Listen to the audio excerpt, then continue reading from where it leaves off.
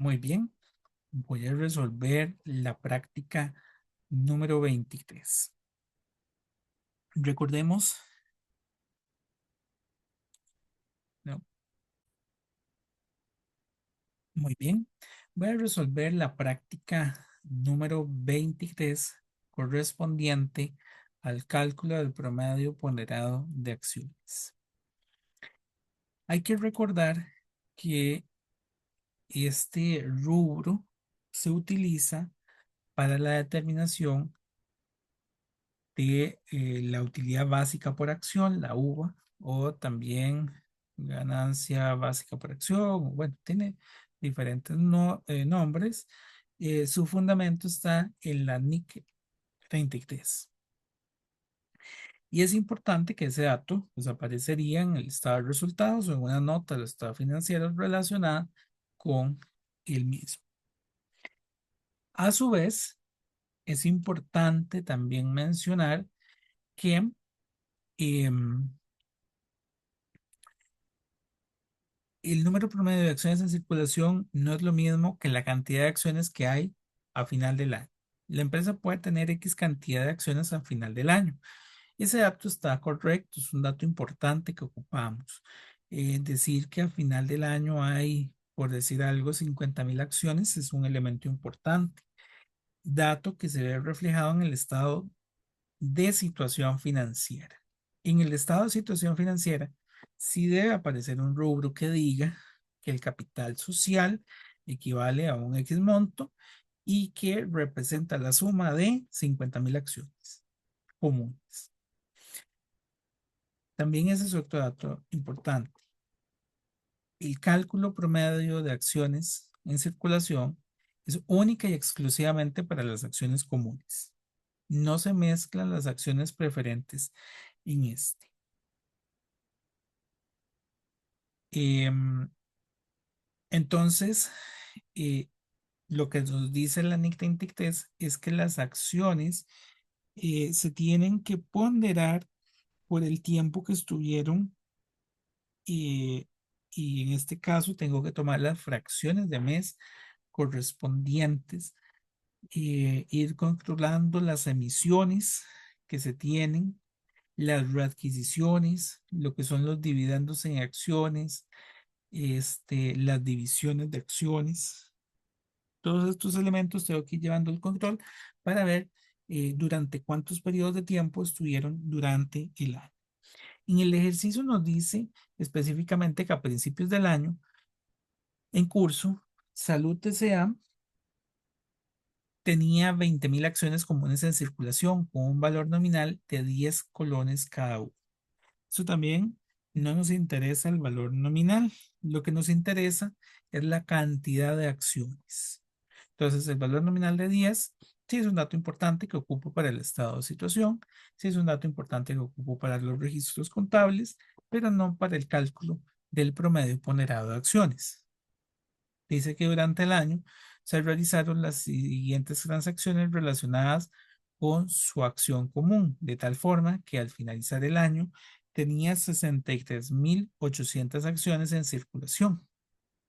Entonces aquí, este, esta es la cantidad final que hubo durante el año. Reitero, ese dato lo llevaríamos también al estado de situación, pero no para el cálculo de la utilidad básica por acción. Y el primer dato que nosotros tenemos que ir considerando es la eh, cantidad con la que nosotros iniciamos. Nosotros iniciamos el año en el mes de enero. En el mes de enero yo inicio con 20.000 acciones y tengo que determinar hasta qué momento dejan de estar las 20.000 acciones. Por aquí nos dice que las 20.000 acciones estuvieron hasta el mes de abril. Ven que el 2 de abril se emiten 5.000 acciones. Entonces, a partir de abril ya cambia la cantidad de acciones. De enero es el 2 de abril. Voy a considerarlo no por días, sino por meses exactos. Es decir, de enero a marzo, ese periodo completo, yo tuve 20.000 acciones. Colocar por aquí el formato de número. De enero a marzo tuve 20.000 acciones comunes. En el mes de marzo cambia. Cambia porque ahora nosotros tenemos 5.000 acciones más que va a permanecer hasta la siguiente emisión en el mes de junio. Es decir, de abril a mayo, yo tendría las 20.000 que estaban al inicio más 5.000 que se emitieron. Tengo 25.000 acciones. En el mes de junio se emitieron 4.000 y estuvieron todo junio, porque en el mes de julio hay otro movimiento. Entonces, en junio yo tenía 25.000 hasta el mes de mayo y le voy a adicionar 4.000 acciones más para un total de 29.000. En el mes de julio se emitió un dividendo en acciones del 10%. Tenemos que recordarnos que las acciones que se emiten este producto de dividendos y la división de acciones son o deben considerarse para estos fines, como vimos en la teoría, de manera retroactiva, como si se hubieran dado desde el inicio. Entonces yo hasta aquí llevaba hasta el mes de junio sin ningún retroactivo. Tal vez voy a ponerle por aquí como encabezado que esto es sin el retroactivo. Sin retroactivo, yo llevaba 29.000 acciones, pero una vez que se emite este dividendo en acciones en el mes de julio, tengo no que colocar una línea, sino devolverme desde el inicio. Ahora voy a hacer una nueva columna con retroactivo y considerar que estas acciones que se emitieron estaban desde el 1 de enero. Entonces, desde el 1 de enero voy a tomar lo que ya había y lo voy a multiplicar por 110. Entonces, de esta manera estoy considerando que cualquier movimiento anterior a la fecha de emisión, que fue en julio, tiene el retroactivo. Yo iniciaba con 20.000 acciones, pero ahora teniendo el retroactivo del 10%, se convierte en 22.000 acciones. Lo mismo del mes de abril al mes de mayo. En el retroactivo me va a quedar en 27.500. Y finalmente en el mes de junio es un retroactivo que me quedaría en 31.900. Esta es la eh, actividad correspondiente al 1 de julio, que se emite un dividendo en acción del 10%. Sin embargo, vean que en la siguiente fecha, 28 de septiembre, se emite un dividendo en acciones de 2 por 1, reduciendo el número, perdón, no el número, el valor nominal a 5 colones por acción. Y este es el otro movimiento que decía que también es retroactivo. Es desde el inicio, como si siempre hubiese estado vigente. Tengo que devolverme en el tiempo y aplicarlo desde el mes de enero. El retroactivo se tiene que aplicar sobre el retroactivo que ya se había aplicado. Entonces, el primer retroactivo fue de un 10%, que es el dividendo en acciones sobre el valor sin retroactivo. Voy a poner aquí el retroactivo 2. Sería, dice que del 2 por 1. ¿Qué significa esto? Voy a recibir dos acciones por cada acción que yo tenía. Lo que hace es duplicar lo que ya existía. Voy a tener que tomar lo que estaba en el retroactivo 1 y lo multiplico por 2. Y ese es el número de acciones en circulación después del retroactivo del dividendo en acciones y del retroactivo de la división de acciones. Quedó entonces con 63.800 acciones. Este, ahora, es importante también que esas 63.800 acciones estarían vigentes hasta el mes de eh, septiembre. Voy a hacer la división de que, digamos, a partir de julio que comenzó todo este proceso de hacer los retroactivos de julio a septiembre, lo que yo debería considerar que estuvo vigente son 63.800 acciones. Podríamos dejarlo en una sola fila, pero quiero hacerles hincapié que aquí es donde estuvo el retroactivo y que por tanto la cantidad que yo traía de ahí para atrás no es la que nos interesa, sino la cantidad después de aplicarle todos los retroactivos, que es de 63.800. Y eso se mantiene hasta septiembre, porque en octubre se readquieren acciones, son acciones en tesorería, y ya no se lo voy a aplicar ni al primero sin retroactivo, ni al segundo con el retroactivo, sino a este que ya tiene todos los retroactivos. En el mes de octubre, y bueno, sería octubre nada más. En el mes de octubre, nosotros vamos a tener, bueno, octubre, noviembre, porque es que este noviembre, sí, voy a ponerlo de octubre a noviembre,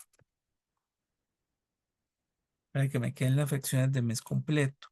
De octubre a noviembre, nosotros lo que vamos a hacer es comprar 1.000 acciones. Es importante que cuando consideramos esta compra de acciones, es ya una vez aplicados los retroactivos, es decir, que estas 1.000 acciones ya tuvieron su dividendo en acciones y también ya fueron divididas, ya tuvieron lo que se le conoce como un split. Entonces, voy a tomar las 63.800 acciones y le voy a restar 1.000 acciones, que son las acciones en tesorería. Y el 27 de noviembre vuelvo a emitirlas. Pero solo un mes. Entonces, para el mes de diciembre, habría 1.000 acciones más en circulación. 63.800. Ya una vez hecho esto, pues prácticamente tenemos todo, porque ahora lo que ocupo es determinar la fracción del año en meses.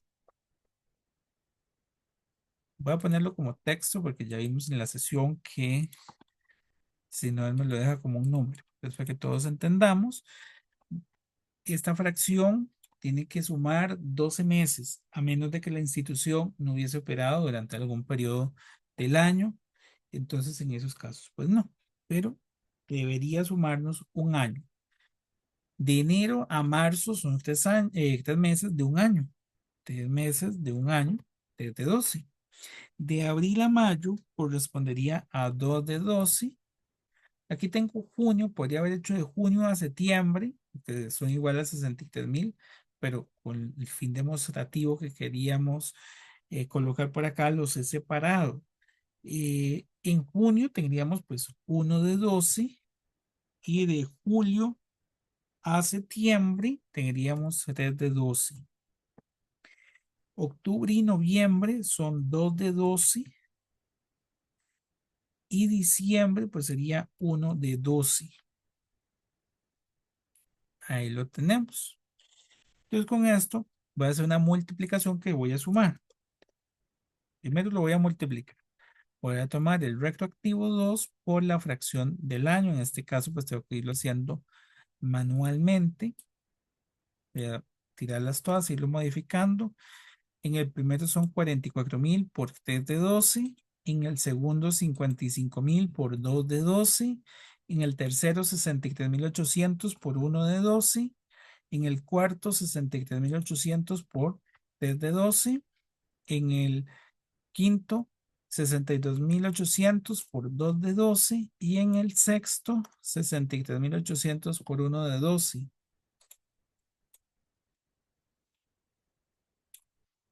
Sumo esto y me dio 57.217. Ese rubro que tenemos acá correspondería al promedio de las acciones en circulación. Y que vean, reitero, es diferente la cantidad final de acciones del año.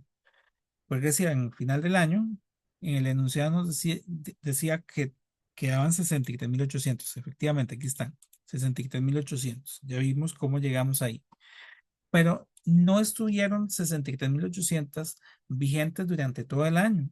Yo comencé con 20.000 y le fui aplicando una serie de elementos.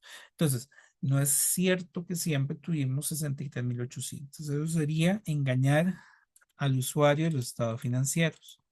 Por eso se hace este cálculo. Entonces, este de acá es el promedio de acciones en circulación. 57.217. Y vamos a ver, calcule el número promedio de acciones en circulación que debe usarse para determinar las ganancias por acción. Es lo único que nos estaban solicitando, entonces con esto finalizo el ejercicio. Muchas gracias.